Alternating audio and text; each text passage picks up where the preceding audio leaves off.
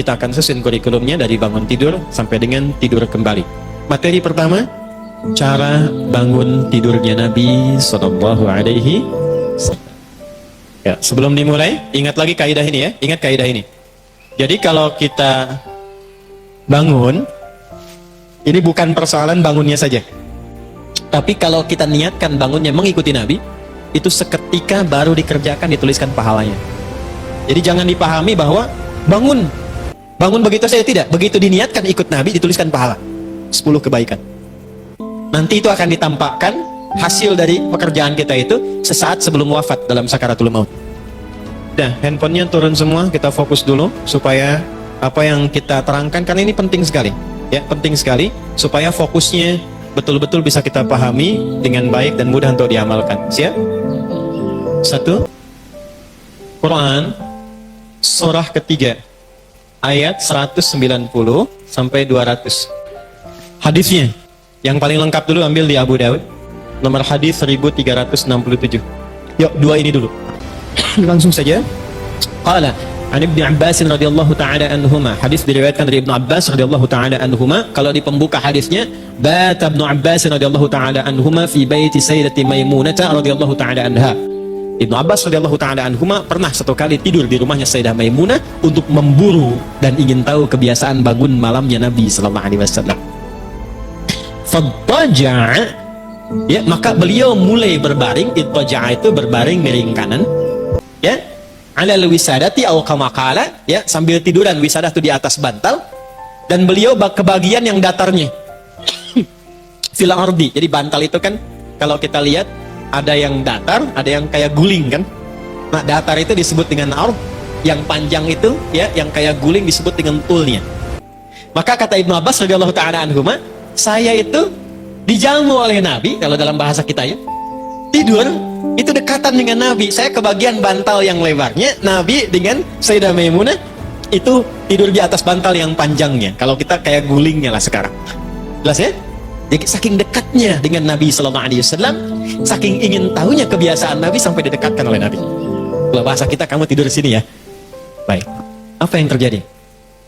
Ketika Nabi bangun, falamma staiqadha atau hina staiqadha Rasulullah sallallahu alaihi wasallam atau kama qala, maka ketika Nabi sallallahu alaihi wasallam bangun dari tidurnya, fi muntasafil laili, di pertengahan malam, satu tengah malam, au qablahu biqalil, atau saya duga juga sebelum tengah malam sedikit ya. Ya. Sebelum tengah malam sedikit, sesaat sebelum tengah malam. Au ba'dahu biqalil, atau kira-kira lah sesaat setelah tengah malam. Kan dulu belum ada jam kan? Jadi beliau kira-kira saja nih, Nabi kira-kira bangunnya nih pas saat tengah malamnya, entah itu sesaat sebelum atau sesaat setelah. Kurang lebih jedanya nggak terlalu jauh. Cara bedakannya begini. Malam itu dimulai waktunya ba'da isya. Jelas? Kalau maghrib itu pembuka malam, muqaddimatul lail. Malam dimulainya ba'da isya. Sekarang isya jam berapa? Oke, kita ambil misalnya 7:30 lah paling cepatnya ba'da isya. Yuk kita hitung lah, 7:30, 19:30. Subuh jam berapa? Oke, ambil langsung bulatnya saja, misalnya jam 4:30. Kita hitung 19:30, 7:30, ya kan? Kemudian 8:30, ya, 9:30, 10:30, 11:30, kemudian 12:30, setengah 1, setengah 2, setengah 3, setengah 4, setengah 5. Nah, berarti berapa jam? 9. 9 bagi 2 berapa? 4,5. Yuk, ikutkan di 4,5 berarti ya. Setengah 8 ke setengah 9. Setengah 9, setengah 10, setengah 11, setengah 12. Jadi setengah 12, kalau ditambahkan sedikit, kurang lebih ke jam 12-an lah, kurang lebih. 12 lewat, pas tengah malam kan? Baik, ini yang dimaksud awal malam, awal pertengahan malam. Oke? Bangunnya Nabi, nanti kalau kita lacak di hadis-hadis lain, itu beliau bagi kepada 3 bagian. Nanti ada sesaat setelah itu, rentang kurang lebih 1 jam, 2 jam. Jadi kalau di jam 12 tambah 1-2 jam, jam berapa? Ambil paling ujungnya jam 2 misalnya. Oke? Nah, sepertiganya di akhir. Tambahkan kurang lebih 1 jam atau 1,5 jam ke akhirnya. 2 tambah 1 berapa? Jam 3, kurang lebih jam 3 atau mendekat ke setengah 4, itu ujung malamnya. Jam 4:4 sudah masuk, disebut dengan sahar namanya. Kalau 4:30 itu subuhnya. Jelas ya? Jadi kalau Anda ingin bangun 1/3 malam di akhirnya, itu kurang lebih antara jam setengah 3 ke jam 3 lah, ambil jam 3-an. Itu 1/3 malam. Ujung 1/3 malam itu artinya mendekat ke subuh, disebut dengan sahar. Mungkin sekarang jam 4 atau 4:4. Jelas? Halo, jelas? Baik. Maksudnya apa?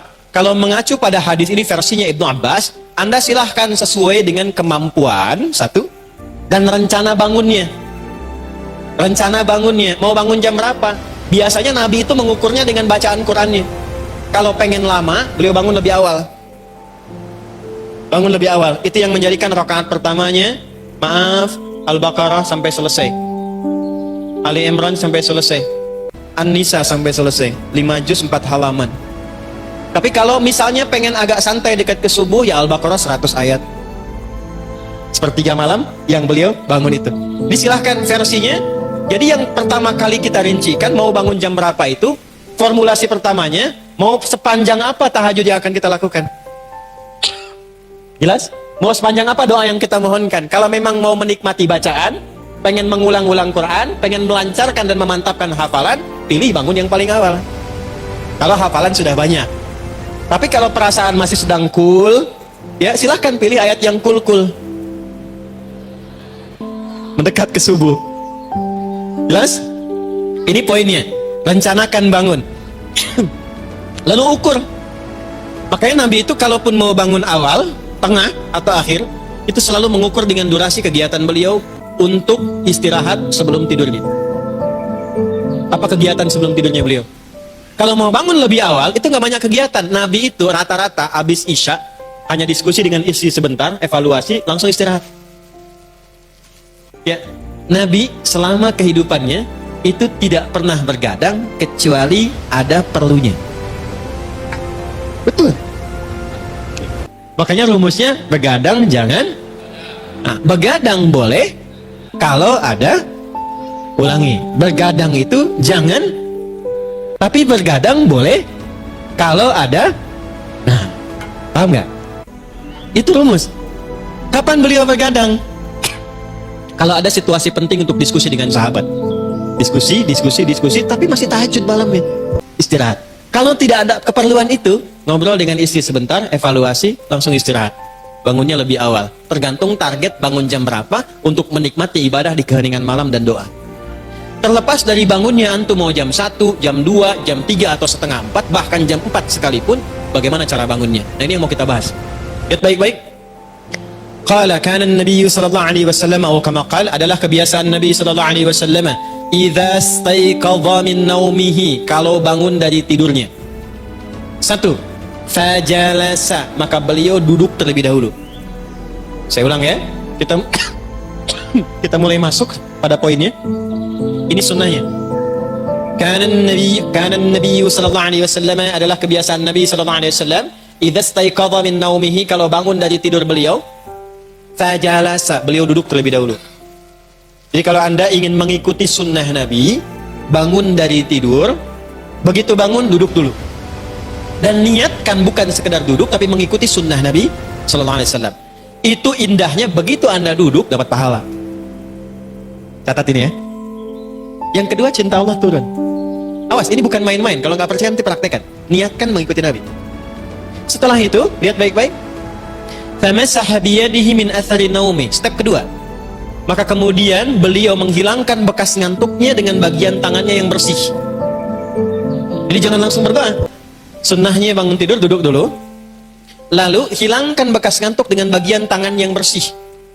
Karena nanti ada redaksi lain. Kalau Anda bangun tidur, cuci tangan dulu, karena Anda tidak tahu kemana tangan itu berkelana saat tidur. Paham? Baik. Nah, karena itu, ini tidak bertentangan hadisnya. Anda kan bisa sadar saat bangun itu tahu bagaimana keadaan tangan. Karena itu, pilih yang paling bersih, hilangkan bekas ngantuk. Jangan langsung berdoa. Jangan sampai bangun jam 3, duduk, betul sunnah pertama. Yang kedua langsung doa. Begitu sadar, jam 6. Nih, catat baik-baik. Doa itu panjatkan dalam keadaan sadar. Supaya kita bisa merasakan isinya. Jangan saat ngantuk baca doa.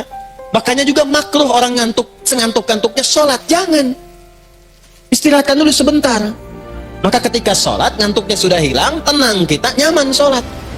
Pulang nih pekerjaan, ngantuk berat. Sunnahnya istirahat dulu, jangan dipaksakan tidur, jangan dipaksakan sholat. Takutnya begitu sujud gak bangun-bangun. Dan gak sadar bacaannya, ya, karena ketika sholat dia ngantuk kan. Bahasa Rusianya kan nundutan gitu, begini lagi, ya, itu nggak pas. Lakukan semua aktivitas itu dengan terukur. Hilangkan dulu ngantuknya. 2, 3. Ini belum baca doanya loh, belum baca doanya. 3, baru masuk ayatnya. Faqara khawatim surah Ali Imran. Maka membaca kemudian penutup surah Ali Imran. Di Al-Bukhari di hadis Muslim dijelaskan dari ayat 190 sampai ayat 200. Sudah? Dari ayat 190 sampai ayat 200. Pada kalimat ini dimulainya, inna fi khalqis samawati wal ardi wa ikhtilafil laili wan nahari la ayatin li ulil alladzina yadhkuruna Allaha qiyaman wa qu'udan wa 'ala wa yatafakkaruna fi khalqis samawati wal ardi rabbana ma khalaqta hadha batila subhanaka faqina, sampai ke ayat ya ayyuhalladzina amanu sabiru wasabiru warabitu wattaqullaha la'allakum tuflihun. Sampai situ. Itu sudahnya. Sekarang lihat baik-baik. Saya akan share kenapa baca ini, bukan ayat yang lain. Kenapa baca ini, bukan ayat lain. Dan inilah identitas kita sebagai muslim. Duduk yang tenang, hilangkan bekas ngantuk, baca. Inna fi khalqis samawati wal wa ikhtilafin laili wal la ayatin li ulil. Saat bangun tidur, Allah menginginkan kita sebagai manusia muslim yang ulul albab. Itu baru bangun tidur kita sudah diminta menjadi ulul albab. Siapa itu ulul albab? Albab itu jamak dari kata lub, inti sesuatu. Gini teman-teman, tahu kelapa? Tahu buah kelapa nggak? Kan luar tuh ada kulitnya kan, serabut itu. Setelah itu ada kulit bagian dalam yang kerasnya kan. Setelah itu ketika dibuka, baru kemudian ada dagingnya kan. Teman-teman tahu nggak kalau buka kelapa itu ada bagian dalam yang halus, dagingnya yang enak, yang lembut gitu. Nah itu lub namanya. Lub. Kalau orang tahu kelapa, dia akan mengincar bagian yang enaknya itu. Luarnya itu cuma artifisial saja, hiasan. Buka, dia pengen ngincar yang dalamnya itu. Itu lub namanya. Dan dia bisa bedakan, oh ini, yang ini, yang ini. Jadi begitu disebutkan kelapa, terbayang di kepalanya, langsung bagian enaknya. Itu lub.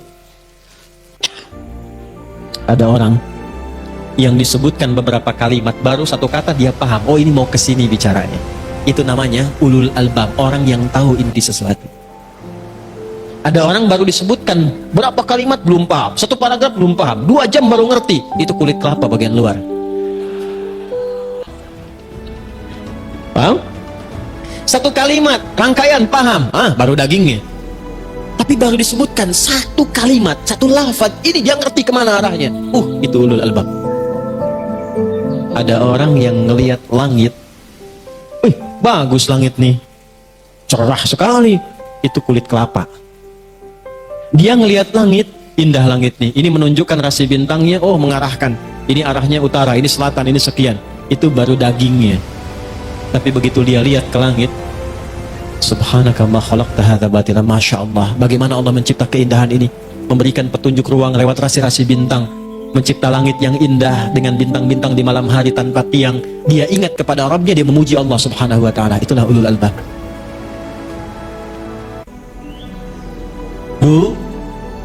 Bu, ibu ada, alhamdulillah ya.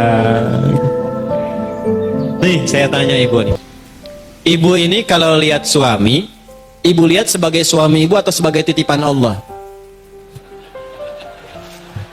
Ayo jawab. Tapi kalau disapa kompak ya, Bu. Kan? Ibu kalau lihat suami, ibu lihat sebagai suami ibu atau sebagai titipan Allah? Titipan Allah. Masa? Antum deh yang laki-laki, Pak. Antum lihat istri itu sebagai istri antum atau titipan Allah? Antum yang muda-muda, saya tahu nih, kebanyakan single dan jomblo. Ya, betul. Single itu perjuangan, jomblo nasib. Tapi sudut sini jomblo fisabilillah saya lihat tuh. Lihat sini. Antum lihat orang tua antum itu sebagai ayah ibu atau titipan Allah? Kalau titipan Allah, kenapa antum masih marah? Kenapa masih berkata ah?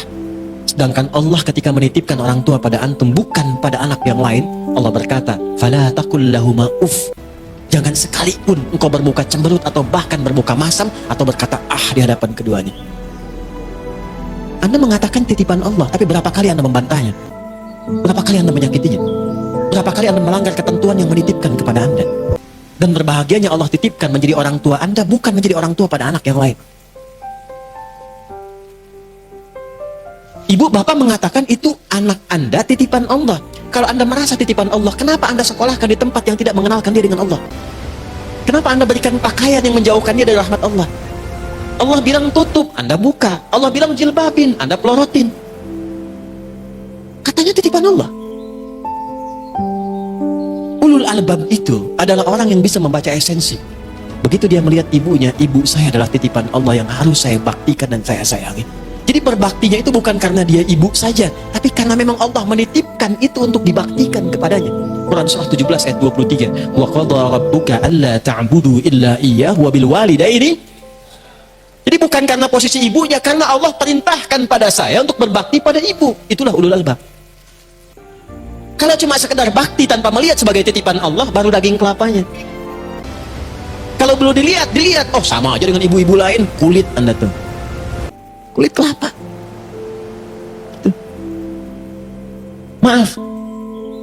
Kalau Anda sudah sukses, bapak ibunya dititipkan di panti jompo, kelapa busuk kan ya? Itulah ulul albab. Karena itu ketika Allah mengatakan, perhatikan kalimatnya, inna fi khalqis samawati wal ardi wa ikhtilafil laili wan nahari la ayatin liulil. Nah, kita itu baru bangun tidur sudah dibentuk oleh Allah. Hei, temukan esensi kehidupan olehmu. Kau mau kerjakan apa hari ini? Silahkan. Tapi jangan sampai kamu bekerja mengerjakan sesuatu yang tidak penting. Kalau berkata yang penting, lihat-lihat yang penting. Punya pilihan hidup, pilih yang penting, sehingga Anda menjadi orang penting di hadapan Allah. Bicara-bicara yang penting, nggak penting diam. Melihat-lihat yang penting, lihat yang baik-baik. Tak penting, tak baik, gak usah dilihat. Bekerja cara yang baik-baik. Kalau ada yang baik Anda bisa dapatkan, kenapa cari yang tidak baik? Kan Anda tahu rezeki tidak akan tertukar. Semua sudah Allah atur. Ada jalan yang baik. Kalau sudah Allah berikan yang baik, kenapa Anda mengatur diri sendiri mencari jalan yang tidak baik? Kan tahu korupsi itu salah, mencuri itu salah, kenapa masih korupsi? Anda nggak korupsi pun nggak akan kehilangan rezeki Anda, kenapa masih mencuri? Makanya ulul albab itu, dia paham betul ketika akan mengerjakan sesuatu mana yang penting. Bagi dia itu sendal, yang penting alas kaki, saya bisa melangkah dengan baik. Toh titipan juga, pada akhirnya rusak. Kalaupun hanya dia pakai yang bagus, untuk menyesuaikan saja, menghormati orang lain karena Allah perintahkan. Gitu. Dia berpakaian untuk menutupi aurat. Kalaupun masih diganti dengan yang bagus, dia menyesuaikan. Saya pengen sholat, Allah mencintai, saya datang dengan pakaian yang indah. Ya bani Adam, khudhu zinatakum inda kulli masjid. Saya ada undangan, saya pakai jas, pakai dasi. Bukan karena undangannya, karena Allah perintahkan lewat Rasulullah menghormati tamu. Saya pakai pakaian yang layak. Itu ulul albab. Gak semuanya harus dibeli. Muncul model ini, beli. Muncul model ini, beli. Dipakai? Enggak. Kulit kelapa. Motor model baru, datang. Kumpulkan lagi, datang. Pengen ini, datang. Dipakai? Enggak. Kulit kelapa. Paham? Kalau hidup kita tahu esensi, hidup itu gampang. Yang bikin susah itu manusianya sendiri. Allah sudah siapkan hidup yang gampang. Kenapa manusia memilih jalan yang susah? Paham? Oke, satu itulah ulul albab. Makanya orang ulul albab itu, ketika ini bedanya, umat Islam bangun dari tidur, sudah diajarkan oleh Quran, hei, kamu bangun hari ini, jadilah orang penting. Jangan pernah melakukan kehidupanmu itu kecuali terukur dengan cara yang benar. Nanti saya turunkan lagi. Saya turunkan lagi. Kita balik nanya, ya Allah gimana caranya berlatih jadi ulul albab? Teruskan ayatnya. Alladzina yadhkuruna Allaha qiyaman wa qu'udan wa 'ala junubihim. Setelah itu, setelah tadzakur, setelah dzikir, wa yatafakkaruna fi khalqis samawati wal rabbana ma khalaqta hadza batila subhanaka faqina adzabannar. Indahnya, masya Allah. Ciri ulul albab itu ada 3. 1, ahli zikir. Ini saya akan terangkan maksimal. Kalau saya sampai batuk terangkan ini, antum belum paham juga. Dengan cara apa lagi saya harus terangkan? Saya pokoknya kalau dihisap, saya lihat wajah antum tuh yang belum dicukur ya. Kalau antum belum paham juga, saya akan, ya Allah waktu itu engkau mau mengetahui, saya udah terangin sampai batuk-batuk ya, tapi belum dia mau praktekkan juga, ya Allah kau maha tahu. Hati-hati mas. Saya paling hafal antum pokoknya tuh ya. Zikir.